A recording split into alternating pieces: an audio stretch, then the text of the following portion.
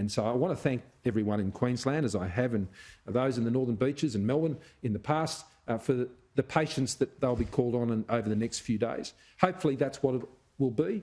But as we all know, we will just have to take this step by step. So the Brisbane hotspot, as we are declaring it at a Commonwealth level, it is different to the normal definition we've applied to hotspots, but you've got to change the rules where you know that there is new information and new uncertainties that are being introduced, and that is the case in relation to this strain. And that applies to Brisbane, Logan, Moreton, Ipswich and Redlands.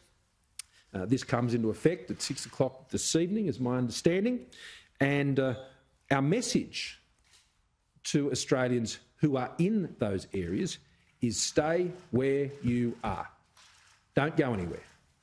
Don't go home to another state or any other part of your state.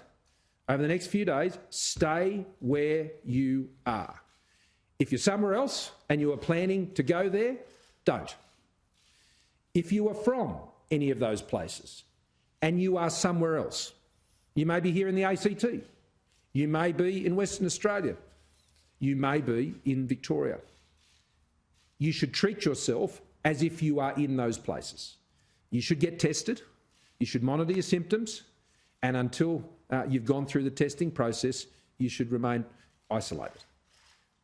This is something we can't allow to get ahead of us, and the quick response here, proportionate, I would stress. I believe this is a proportionate response to the very real risk.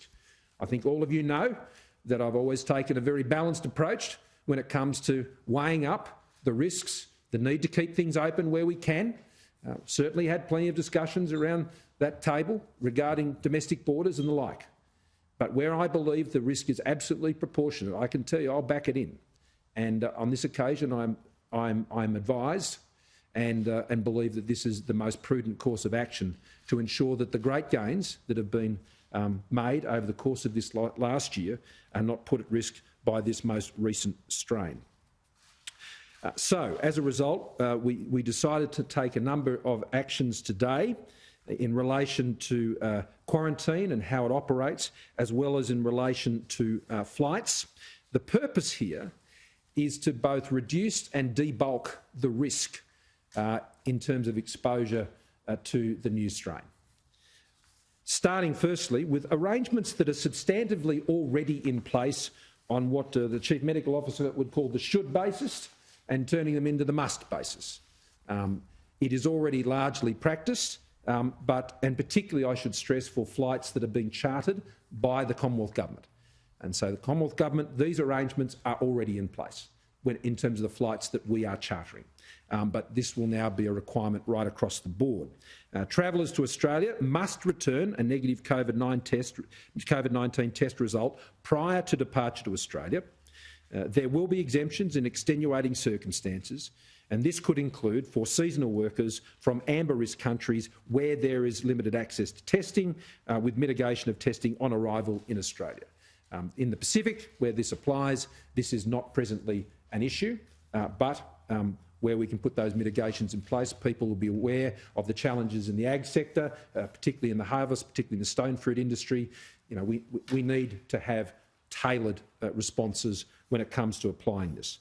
Individuals, including travellers and staff, must undertake measures for infection prevention and control for international travel. That includes passengers to wear masks throughout international flights, crew to wear masks and other personal protective equipment where appropriate, airlines to have appropriate infection prevention and control measures on board aircraft, all individuals within Australian international airport environments to wear a mask. Passengers should wear masks while in international airports overseas. International aircrew must undergo a COVID-19 test in Australia every 7 days or on arrival. That will be determined by the state jurisdictions. To continue to quarantine in dedicated quarantine facilities between international flights or for 14 days. No special rules for flight crews moving about. Not reposition for an ongoing international flight unless they do so on a crew-only flight. In addition, we agreed that for domestic travel, mask wearing will be mandatory on all domestic flights for all persons in Australia, excluding children under 12, and those 12 and under, I should say, and those with other accepted exemptions. As an additional preventative measure to prevent geographical spread, mask wearing will be mandatory in all domestic airports in Australia.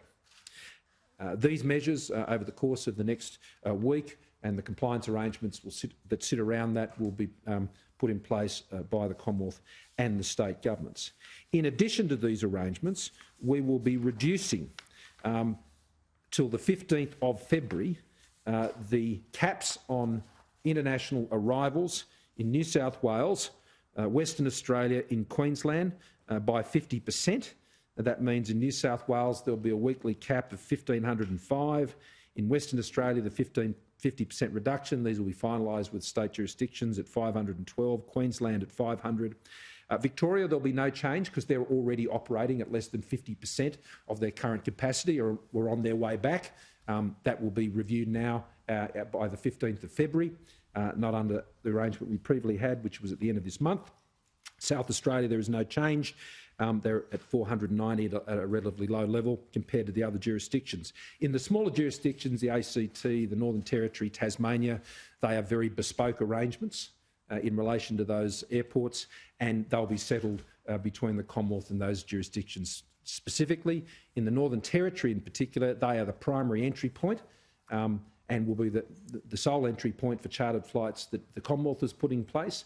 Those chartered flights will continue over the course. There was one arriving next week, because with our chartered flights, we have total control of who gets on the plane.